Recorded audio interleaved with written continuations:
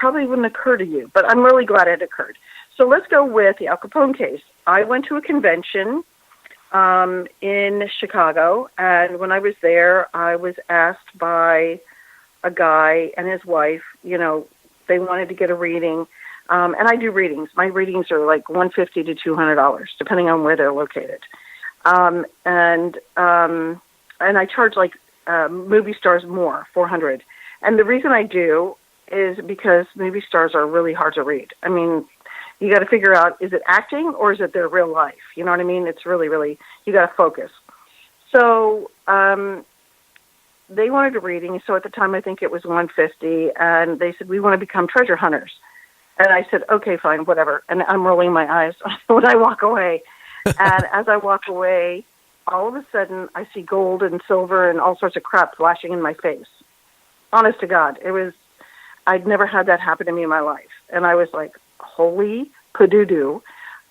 These people are going to become real treasure hunters, and they're going to find treasure. And I turned around, and they had gone about, I would almost say, 100 feet from me. And I turned around, and I ran back to them, and his name was Joe. And I said, Joe! And he goes, what? I said, you guys got to get a reading. I said, you're going to be successful. And he goes, what? I said, you're going to find treasure. And he goes, no. I said, yeah, call me. And so I was only there for like 5 days or something. So so he finally came in, got a reading for him and his wife, and they're separate. So they spent $300, big deal. So I'm trying to give you a general idea of what to expect with me and people and that kind of thing. People on the internet have said, oh, I paid her $5,000. They never paid me $5,000. The stupid idiots. I keep receipts. I charge according to the job. If it's like a missing person, I used to charge $500. People tell people, oh, she charged $5,000. No, I never charged $5,000. If it's a whole family, it's $5,000. If it's overseas, okay? So I have a fee schedule that I work with. So this couple got their reading. They spent $300. Then they had me do the treasure. So at the time, it was $500. So the treasure was $500.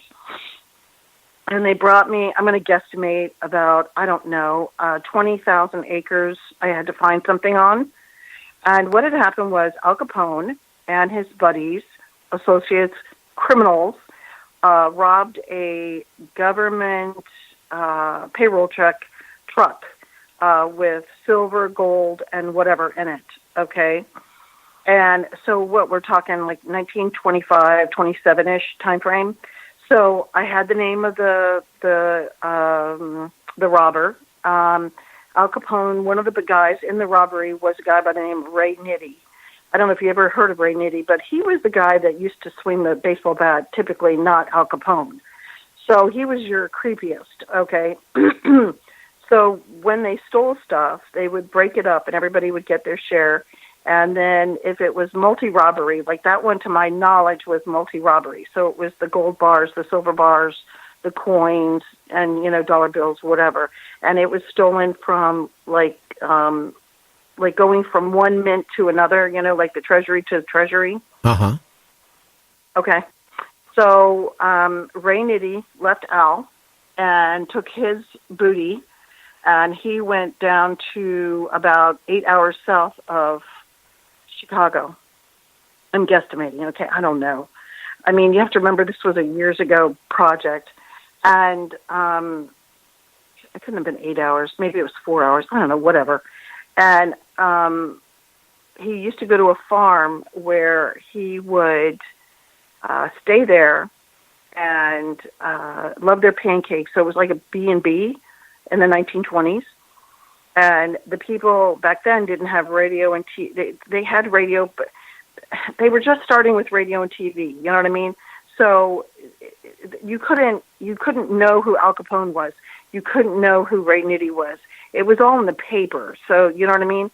So typically, a lot of those farm people didn't have access to Google Earth. Who is Ray Nitty and who is Al Capone and so forth. And a lot of people, because some of my family members were farmers, they really didn't believe the whole story of people robbing and stuff like that. They just, very naive and gullible. They just didn't pay attention. So Ray took his share of booty and buried it on their thousands of acres of property. And I was given a bunch of maps, and I touched a map, and what was really weird for me, all right, was when I touched a map, my fingers went crazy. I started getting, you ever felt, I'm sure you've done this, you know how you get stabbed by a staple or you get stabbed by a pin? Yeah, yeah. You ever done that? Oh, yeah, quite a few times. It hurts. It alerts your brain you're onto something, okay, or alerts your brain painful. So I touched it, and I got stabbed, and I was like, that's weird. And then I touched all the other 5 maps and got nothing. So I said, let's open up this one. So we opened up that one. I mean, we're talking lots of acreage.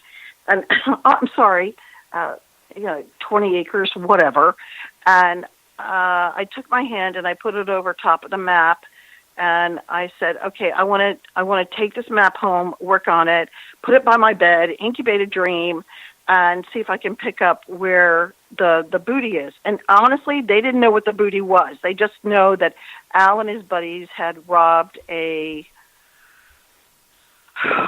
government mint truck, okay? So, so I had to have my grocery list, like I talked about the Johnsonville bacon and all that stuff, all right? So I put on there money, gold, silver. I put in there bars. What I do now is I'll go onto the computer and look up all the different kind of gold or silver bars during the 1920 time frame, for example. So my brain knows what I'm looking for. Does that make sense? It sure does, yes. Oh, okay. So I hope I'm helping you with walking through this process. So I put it by my bed. I incubate a dream. And what I do, this is how I incubate a dream, and I call it cheating. My sister's like, you're such a cheater. I take a glass of water, okay, and I tell people, listen to me carefully. Follow my instructions because they're absolutely kick-ass, okay? When I died, they told me to use this process, and it is absolutely amazing, okay? And so I joke with people. I say, okay, do you understand? You do not take a plastic glass and put water in it. You take a glass of water. They go, okay.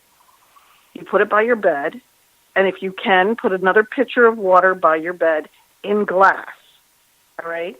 And what happens is you drink that water off and on through the night because the body is made of water, a lot of water, and you're going to have it circulated, and you're circulating and stimulating the brain, and the brain is going to pick up pictures, just like remote viewing, but we call them visions, okay? And so the next thing I know, it also, I believe it can magnetize us to what we're looking for. So I got up the next day. I had the information in my brain, couldn't remember too many details, got back to the conference. We went to a conference room. So there were like a bunch of speakers, 50 speakers. And it was, I think, called the Chicago Dowsers, International Dowser Society or whatever, Association or whatever. And we went to a private room, and I put my hand over the map, and I used dowsing and pinpointed a spot. Then I took my hand over the spot, the map, and I touched the map with my hand, and I kept getting fingerprints, pinpricks. And the next thing you know, when I'm touching it, not only am I getting pinpricks, but my teeth. You ever felt like you've had too much ice cream that is too cold? Because you love ice cream. Well, yeah, you get a brain freeze. That's what I get. Yeah. Well, mine doesn't go to brain freeze. I mean, I didn't experience brain freeze until about a year ago, but I do know what it is now. But no, my teeth went crazy. So when I go for finding gold or silver, my teeth just go crazy. Like if you called me and said, I've got this map, is there anything on it that's interesting? And I'll say, no, don't bother me. And a lot of times what I do now is because people bother me is I charge them $150 just to be bothered. I mean, I have one guy I'm working for in the Southwest, love the guy to death. I said, listen, this map doesn't have anything. Let's do this. Let's take the entire state, and I'm going to tell you where to go look for stuff. And he goes, really? I said, really, really? And so now I have the next set of maps coming in, which just came in, and so I pinpointed the area, so now he's sending me the finer and closer in maps of the locations. So, but you do have to pay attention. I tell people, pay attention to what you're seeing. If you're not going to pay attention, why are you wasting your time? You're being an idiot. You're wasting money and everybody's valuable time. So on the Al Capone case, what happened was I I paid attention to the teeth reacting, and that was with gold and silver only. And then I touched it, and my finger popped like like being pricked by electrical. Like if you touch electricity. And I said, right here. This is where you want to go. And they go, okay. So I think 3 months later, because you can't. The problem with treasure hunting is, you're guided by the weather. So 3 months later, they had to wait till the weather got better, or whenever they finally went out. And what I do is I dowse out how far are you from the road. So I go, you have to go like 50, I'm just going to use an example, 15 feet west from the road that goes north and south. So you had to look at the spot and see if there are any roads that are north and south. So they said yes. I said, put your map north and south. So we're on the same page because I had a copy of the map. I said, stand right there and start digging. So then what they did was they did a 40-foot by 40-foot diagram, and they had that older ground-penetrating radar piece of equipment. And when they did, what they did was it did that. It's like a ricochet, I guess, back and forth, like a heart monitor, beep, beep, beep, beep, and the more you get closer, it goes beep, beep, beep, beep, beep. So they're in a 40-foot by 40-foot area, and I said, this is where I want you to be. So they started digging, and 2 feet below the earth, they pulled up they hit something. So they kept digging, and they pulled up this hood of a 1920s,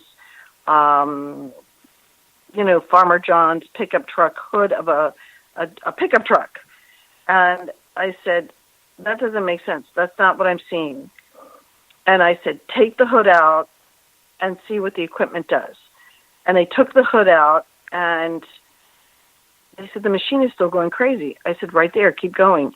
They dug 2 more feet, and so between the earth and 2 feet down was the hood of the car. Underneath the hood of the car, 2 more feet down, were over 60 bars of silver. Oh, wow. Yeah, it's pretty cool. So they called me screaming and yelling, of course, and very nice guys. And I was very, very happy for them. And, it was a success story. I went to one of the other conferences with the American Dowsing Society, and a guy approached me and asked me to find where was a sunken ship. And I would say 4 years later, he ran into me at another convention and said, where you said that ship was? And I said, yeah. And he goes, we found over $1 billion worth of, all this stuff in it. And I said, and you didn't feel that you needed to call me and send me money? and he goes, well, I didn't know how to reach you, and I just knew you by Jeanette. I didn't know your last name. I said, well, my name is so weird because my dad's Italian. I said, how many Jeanettes do you know? And he goes, well, I didn't even know how to spell it. I said, well, this is true. And he goes, well, do you want to work on our next project? I said, are you going to pay me? Well, we'll pay you after you find it. I said, you did that last time, and I didn't get a dime. So 2 strikes, you're out. It ain't happening. So the here and now, I'm working on, here's a fun case. The here and now is I just have another Farmer John story, which is fun for people that are treasure hunters. And that stuff is fun. It's just freaking fun. 2 guys called me, and they're going out in, I would say, Georgia, and they were using a metal detector. And I said, okay, we're going to do a practice run, because what happened was they were going to hire me, but I think they didn't know. A lot of people think I'm full of it, and I'm not. And I said, okay, how many acres do you have? And I think it was like 6 acres. And I used what I call the compass method. And I said, take your map, face north. When you're standing there, take something that is going to be the object that you're going to hook up with. See, out in the field, you have, like you mentioned, all those missing people out in the woods. You only have a tree, and it's a bitch because you have, 10,000 trees to look for a missing person? That is so hard. So instead of using their car, when they drove up, there was this barrier. And I said, use the barrier, so we'll use that as your reference point. And I said, I'm going to dowse out or psych out where I want you to go. So I said, it looks like if you go and take your metal detector in the degree, the compass is 360. I want you to go to 330 to 3